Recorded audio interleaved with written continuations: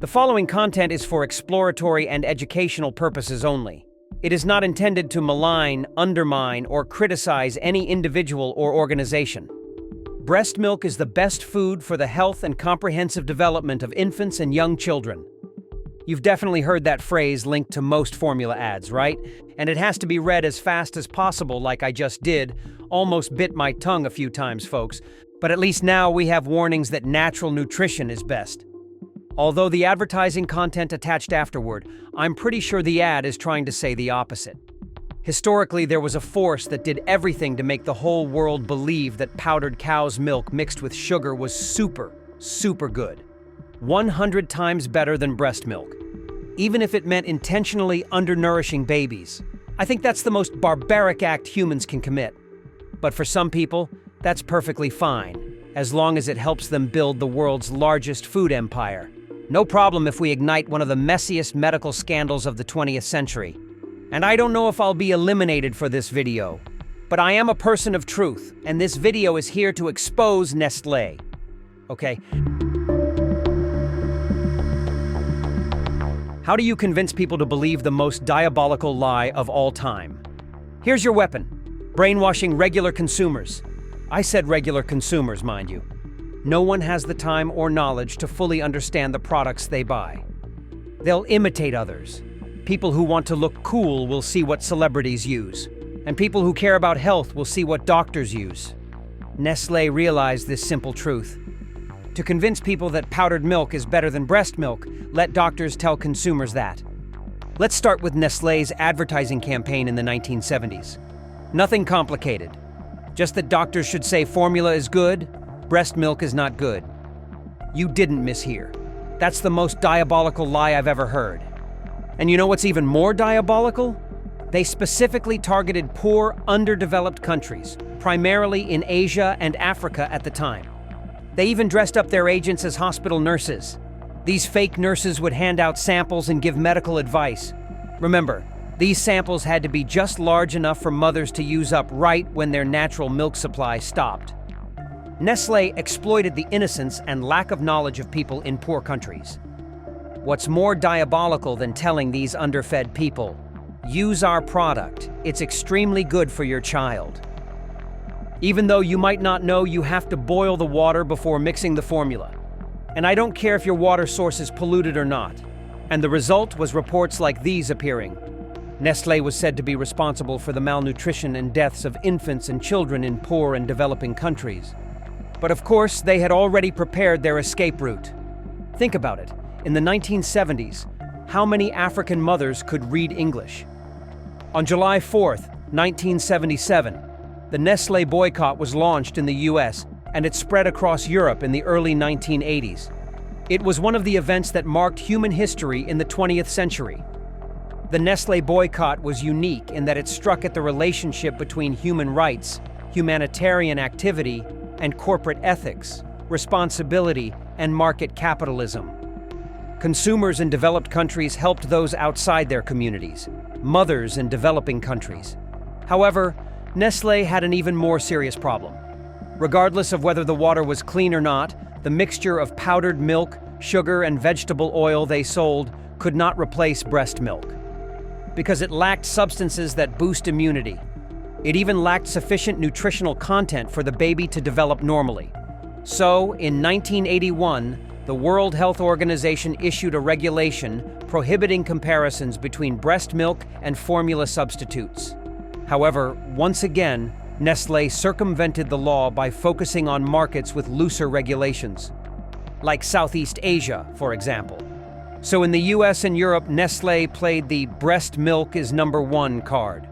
While in other markets, they continued to bribe doctors, advertise, give away free samples, and run campaigns in hospitals. And to this very day, they are still doing so. But the devilry doesn't stop there. Humans can survive for weeks without food, but they can barely survive 2 to 4 days without this. So why don't we get into the water business and make a fortune? Everyone knows that water scooped from a well or turned on from a tap is cheap as dirt, but it's the same water. You put it in a bottle and advertise it as natural mineral water from the mountains, and the profits are limitless. And few realize that Nestlé is the largest bottled water producer in the world, And don't say that's just speculation. Nestlé has faced numerous lawsuits over this issue. But just like the powdered milk mafia story, Nestlé still pays the price in Europe and America, while in developing countries, you know what happens. In 2013, in Pakistan, it was discovered that Nestlé had stolen clean water from millions of people, bottled it, and sold it back to the very people it had stolen from. After powdered milk, water, we have this, KitKat. Have you tried it? Where does this chocolate come from? Chocolate is a product whose main ingredient comes from cocoa trees, primarily grown in regions such as West Africa, Asia, and Latin America. Two West African countries, Ghana and Ivory Coast, are the main suppliers, accounting for over 70% of the world's cocoa production. Cocoa harvested on farms in these two countries is mostly sold to large chocolate manufacturers worldwide, Nestlé. The problem is that cocoa isn't cheap, but capitalism wants it to be cheap. So farm owners used child labor to make cocoa prices more competitive. Furthermore, most children in West Africa come from impoverished backgrounds. Due to extremely difficult circumstances, plus the promise of high wages from human traffickers, many children were lured into working on remote cocoa farms. Traffickers often entice or even kidnap young children from villages in African countries like Burkina Faso or Mali, two of the poorest countries in the world. Once the children are brought to the cocoa farms, the chance of seeing their families again is very slim. It's estimated that over 2 million child laborers work on cocoa farms. Most of them are between 12 and 16 years old. However, recent investigative reports have found quite a few children starting work as young as 5 years old. They have to use chainsaws to clear forest trees, hang on trees to harvest cocoa pods with machetes. In addition, they also have to carry sacks of cocoa pods weighing up to 100 pounds out of the forest. Then each child has to husk the pods with a knife to get the beans. Their bodies are covered in scars, mostly on their hands, feet, or shoulders. Every year, the chocolate industry brings in about $100 billion. But in 18 years, they've only spent $148 million to address the persistent problem of child labor. So be careful. The KitKat bar we eat might be made from the blood cocoa of children in West Africa. This video is already too horrifying. But let me tell you one last story. Also located in Africa, Ethiopia is one of the poorest countries in the world. In 2002, this nation experienced one of the most horrific famines in human history. But what does that have to do with Nestlé? In 1986, Nestlé acquired the parent company of a German firm. The problem was that in the 1970s, that company had been nationalized by the Ethiopian government, meaning the Ethiopian government owed Nestlé money, right? They offered to compensate the corporation $1.5 million based on the exchange rate at the time of nationalization. However, Nestlé said they had to use the exchange rate from 2002, and boom, the debt had ballooned to $6 million. The incident came to light when Oxfam pointed out that for a corporation like Nestlé, $6 million was just pocket change. But that $6 million could provide clean water for 1.5 million families or treat diarrhea for 750,000 children.